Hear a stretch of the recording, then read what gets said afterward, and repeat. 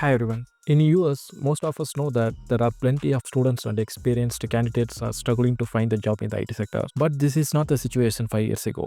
What is going on right now in the IT job market in US? What made this IT job crisis? Is it because of AI? Why most of the IT companies are doing the mass layoffs? Are they no longer interested in investing in IT sectors? Do you believe that a global phenomenon which happened 5 years ago is the biggest reason for this job market crash? I am recording this video on May 18, 2025. Let's dive into the factors. Those are the reasons for current IT job market crisis in US. Welcome everyone. I am working as a senior software engineer in Chicago, USA. In the introduction, which I referred as the global phenomenon, is nothing but the COVID-19 pandemic which started in early 2020. Let's see how this COVID-19 did impact IT jobs. During the initial stages of COVID-19, as like other industries or sectors, IT job market also keep falling down. They cut down the jobs and they temporarily closed most of the offices. But what happened after that was absolutely unexpected. Many people started staying in the home to prevent the virus spread and also to save them from the deadly virus attack. Staying in the home all the day and night is very boring, right? So they are looking for the way to kill the time. So they happen to spend most of the time online. As per the statistics, during the COVID-19 outbreak, the usage of internet and technology tools were peaked. Number of online games download also increased. Even the working professionals or businessmen who used to meet their clients or partners or stakeholders in person for the meetings, they started using video conferencing apps like Zoom or Google Meet in order to continue their meeting through online so that their business is not getting impacted. IT jobs were made fully remote. Even the grocery shopping or doctor consultation, everything happened through online. Even the schools and universities are started teaching their students through online. Because of all this, the usage of online apps like Google Meet, Zoom, WhatsApp, shopping apps, healthcare apps, or gaming apps were suddenly surged. This sudden surge in the usage of online apps created a lot of employment opportunities in IT sector. These IT companies were not only looking for techie people, there was a huge demand for non-technical role like help desk support, customer service representative, daily collar jobs like that. For every IT jobs, there will be a minimum set of skills and qualifications are required, and that will be set by the IT company's talent department. But during the COVID-19 outbreak, due to the sudden surge in the customer demand, the usage of the online apps, these IT companies were in the need of filling their position as soon as possible in order to meet the customer or client requirements. During that time, many IT companies they relaxed the basic and minimum qualifications for the IT jobs. During that time, the candidates who had no experience in IT industry were able to locate the job just by completing few certificates through online.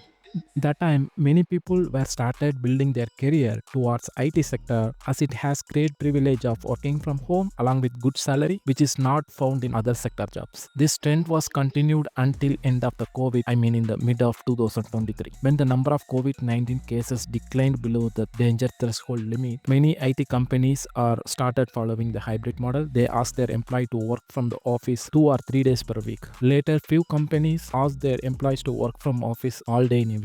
Restaurants were open for public for in-person purchase. Grocery shops also open for in-store shopping. Schools and universities were resumed their classroom teaching. Because of all this, the usage of online apps started decreasing gradually. At one point of time, the companies those hired the candidates during the sudden surge of the employment opportunities were not able to retain them as customer demand was declined.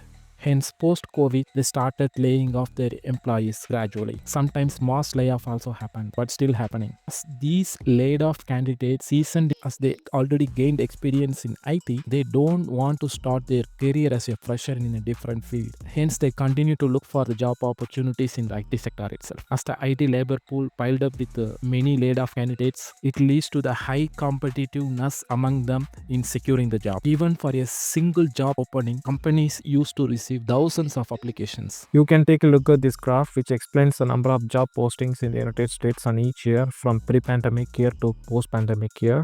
From 2020 to 2022, you can notice that the number of job posted in the Indeed website for IT jobs is gradually got increased, and it is at peak of 2022 at mid.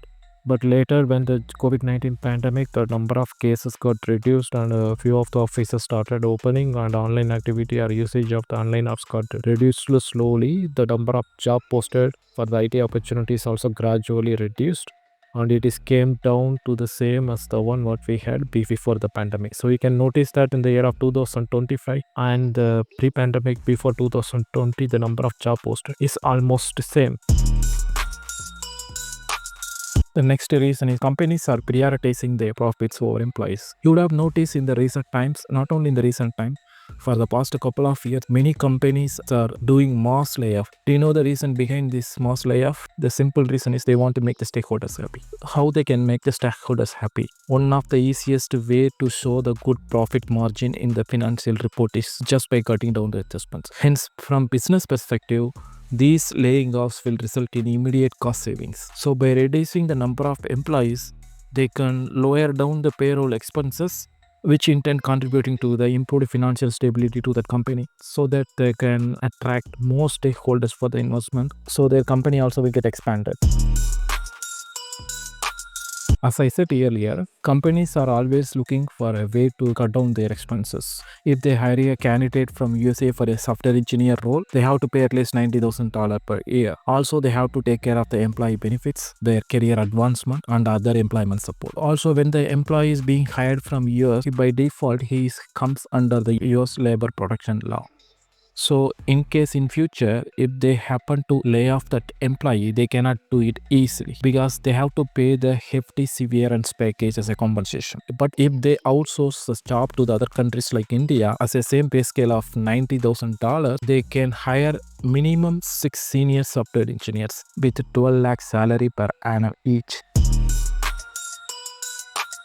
Companies are stop allocating fund to the immigration expenses. Instead of spending money on the immigration, they outsource the job to the external vendors in the USA itself because they want to save the money spent on the H1B or green card sponsorship. For example, before COVID, I was looking for a job. That time I was contacted by one of the leading staffing company.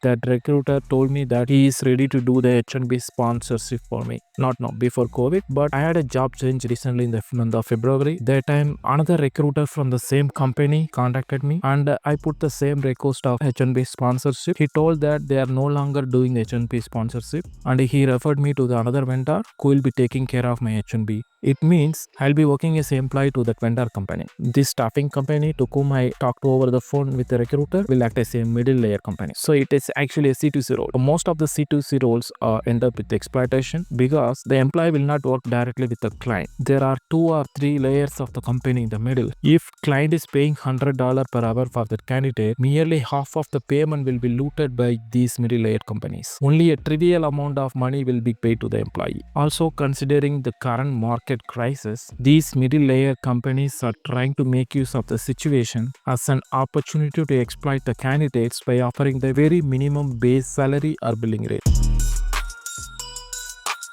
10 years ago, when I was working in Chennai, I remember that my team hired a lot of candidates for manual testing, but that is totally changed now. There is no scope for manual testing right at the moment. Everything is automated. Not only a developer, a tester also cannot survive in IT industry without having technical skill and upgrading into the latest trend as required by the project. Another technological advancement which impacting the current job market is AI, artificial intelligence. But this artificial intelligence, it's not fully rolled out by most of the companies. It is still on research or implementation phase. So right at the moment, there is no significant decrease in the job due to the AI, but definitely in the future there will be a huge cut down on the jobs because of this AI, but it will happen gradually.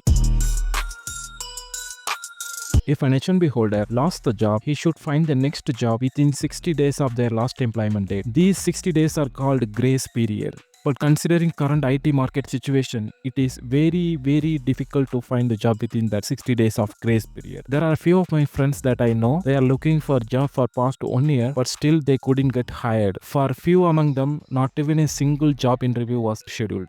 If an H1B holder failed to find the next job within 60 days of their termination, they will be deported to their home country. Hence, in order to avoid this deportation, what H1B holder is doing is, they will be reaching out to some consultancies who will hire and sponsor their H1B. But this is for just maintain their H1B status. They won't be working actively for that company. Usually the company who hires the H1B candidate should pay the salary, right? But in this case, H1B candidates will transfer the cash to these consultancies and these consultancies will repay the same money as a salary to them through paycheck. This is how few of the basic consultancies are making money, but not all the consultancies. Actually, this is not legal. These kind of H1B candidates also looking for the job because there is no income for them. They are already spending money out of their pocket to maintain their H1B status without having an income. Once they found the job with a legit company, they will resign the job from these consultancies to whom they are sticking only for maintaining their H1B status.